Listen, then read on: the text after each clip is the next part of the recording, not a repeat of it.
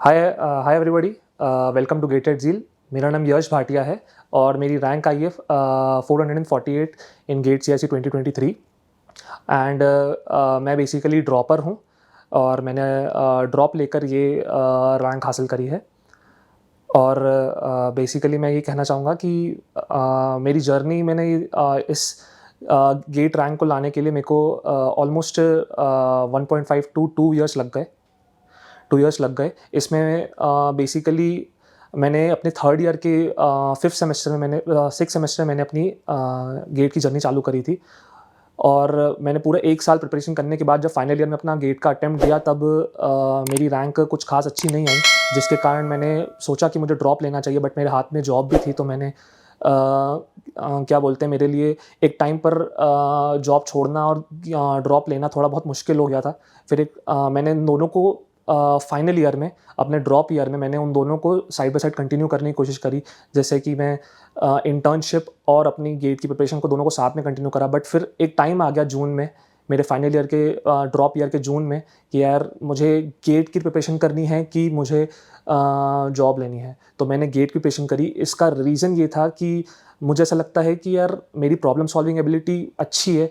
मुझे ऐसा लगता है कि मैं अगर फुल फ्लेजेड अटेम्प्ट दूँ, सारा सिलेबस पूरा पढ़ के दूँ, तो मैं कहीं न कहीं अच्छी रैंक स्कोर कर सकता हूँ। मैंने अपने फाइनल ईयर में सारा सिलेबस नहीं पढ़ा था। मैंने 4 to 5 सब्जेक्ट्स ही पढ़े थे, जिसके कारण मेरी रैंक इतनी अच्छी नहीं थी। But I have cleared the get in my final year. मैंने फाइनल ईयर में गेट क्लियर कर ली थी सिलेबस बिना पूरा पढ़े। बट इसलिए मुझे लगा कि यार अगर मैं पूरा सिलेबस पढ़ूँगा तो कहीं न कहीं मैं गेट में अच्छी रैंक लेकर आ जाऊँगा। ये एक रीज़न था। और मैंने किस तरह अपने फाइनल ईयर को यूटिलाइज़ करा है कि यार अंडर 500 रैंक आ गई मेरी। मैंने कुछ स्ट्रैटेजीज़ का इस्तेमाल करा जो कहीं न कहीं मैंने अपनी इस जर्नी में जर्नी में रियलाइज़ करी कि यार ये स्ट्रैटेजीज़ मेरे लिए बहुत हेल्पफुल है, जिससे कि मैंने क्या बोलते हैं, ये रैंक लेकर आ पाया। पहली स्ट्रैटेजी ये है कि यार आपको बैकलॉग क्रिएट नहीं करना है। मैम आपको पढ़ा रही है कि यार आपको मैम ने आपने लेक्चर अटेंड करा, ऑफलाइन क्लास में लेक्चर अटेंड करा, तो आपको घर जाकर वापस लेक्चर देखना चाहिए और उस बैकलॉग को क्रिएट नहीं होने देना है। कि अगर बैकलॉग क्रिएट होगा तो आखिरी में जाके आपके ऊपर प्रेशर बिल्डअप होगा कि यार आपको बैकलॉग भी क्लियर करना है और तो और जो मैम सब्जेक्ट पढ़ा रही है उसको भी कंप्लीट करना है। तो आपको बैकलॉग क्रिएट नहीं करना है। मैम जैसे ऑफलाइन में आपको पढ़ा है, आपको वैसे ही घर जाके लेक्चर देखना है, बेसिक बुकलेट करनी है और मैम के साथ साथ कंप्लीट करते चलना है।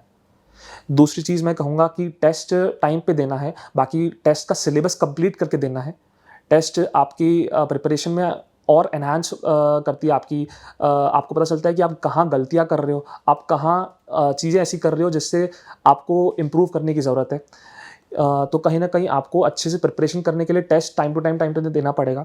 फिर जब राउंड 1 आएँगे, जब आपका सिलेबस कंप्लीट हो जाएगा तो राउंड 1 आएँगे, तब जो 2 राउंड टेस्ट हैं, उनको आपको दोनों को साथ में देना चाहिए। आपको ऐसा नहीं करना चाहिए कि आपने पहला राउंड दिया, फिर राउंड 1 का सेकंड टेस्ट जो है वो आप 2 हफ्ते बाद, 3 हफ्ते बाद दे रहे हो। इससे क्या होगा कि अगर आप दोनों साथ में टेस्ट दोगे ना, तो आपने जो पहले टेस्ट की जो गलतियाँ करी हैं, वो बेसिकली क्या बोलते हैं, सेकंड टेस्ट में आप रिपीट ना करो, ये आप एंश्योर करोगे। अगर आप बहुत ज़्यादा ड्यूरेशन रखोगे अपने राउंड 1 के दोनों के टेस्ट के में, राउंड 1 के दोनों टेस्ट में आप ड्यूरेशन रखोगे, तो प्रॉब्लम क्या आएगी कि आपने जो राउंड 1 के पहले टेस्ट में जो गलती करी होगी, वो आप गलती फिर से वही गलतियाँ वो आप राउंड 1 के सेकंड टेस्ट में करोगे, अगर आप ड्यूरेशन रखोगे उनके बीच में, कि आपने 1 हफ्ते का ड्यूरेशन रखा है। तो आपको फटाफट एनालाइज़ करके विथिन 1 और 2 डेज़ आपको राउंड 1 का सेकंड टेस्ट भी देना चाहिए। इससे आपकी गलतियाँ आपको पता चलेंगी कि आपने गलतियाँ क्या-क्या करी हैं। उसके बाद मेरे हिसाब से हर चीज़ को 2 बार करना चाहिए। हर चीज़ को 2 बार करना चाहिए। इससे मेरा कहने का मतलब है कि आपको लेक्चर भी 2 बार देखना चाहिए। आपको बेसिक बुकलेट भी 2 बार सॉल्व करनी चाहिए, क्योंकि बहुत बार जब आप पहली बार बेसिक बुकलेट करते हो, तब आपके डिफ़िकल्ट क्वेश्चंस जो हैं वो छूट जाते हैं और आप सेकंड टाइम करोगे तो वही डिफ़िकल्ट क्वेश्चंस जो हैं वो आप फिर से कर लोगे, या फिर जो क्वेश्चंस आप उसी बेसिक बुकलेट को फिर से कर लोगे। तो जो भी आपका जो एनालिसिस है, कि आपका जो भी सब्जेक्ट के बारे में आपकी जो नॉलेज है वो और एनहांस हो जाएगी, आपकी जो गलतियाँ हैं वो आपको पता चल जाएँगी, जिससे आपका कॉन्सेप्ट भी और क्लियर होगा।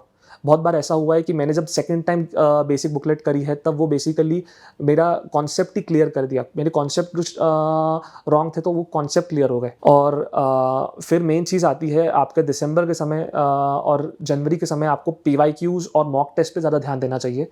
मॉक टेस्ट और पीवाईक्यू से ऐसा है कि मैंने पीवाईक्यूज़ ज़्यादा नहीं करे थे।